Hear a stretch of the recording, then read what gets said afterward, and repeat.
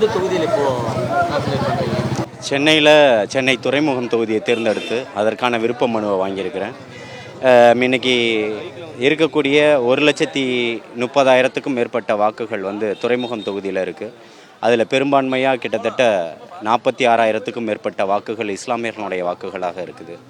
இஸ்லாமியர்களுக்கு தொடர்ந்து தமிழகத்தில் வாய்ப்புகள் புறக்கணிக்கப்பட்டுக்கிட்டு இருக்கக்கூடிய சூழலில் தமிழக வெற்றி கழகத்தினுடைய தலைவர் தளபதி அவர்கள் தமிழக வெற்றி கழகம் என்ற பெயரை அறிவித்த உடனேயே சிஏஏக்காக எப்படி ஒரு குரல் கொடுத்து இஸ்லாமியர்கள் பக்கம் தொடர்ச்சியாக இன்றைய வரைக்கும் வக்பு போராட்டமாக இருந்தாலும் தொடர்ச்சியாக ஆதரவாக நின்றுகிட்டு இருக்கிறாரோ, என்னை போன்ற ஆதரவர்களை அரவணைத்து சிஏஏ போராட்டத்திற்காக துறைமுகம் பகுதியில் 34 நாட்களாக தொடர்ச்சியான ஒரு போராட்டத்தை சிஏஏ கண்டித்து ஆர்ப்பாட்டம் நடத்தியிருக்கிறேன்.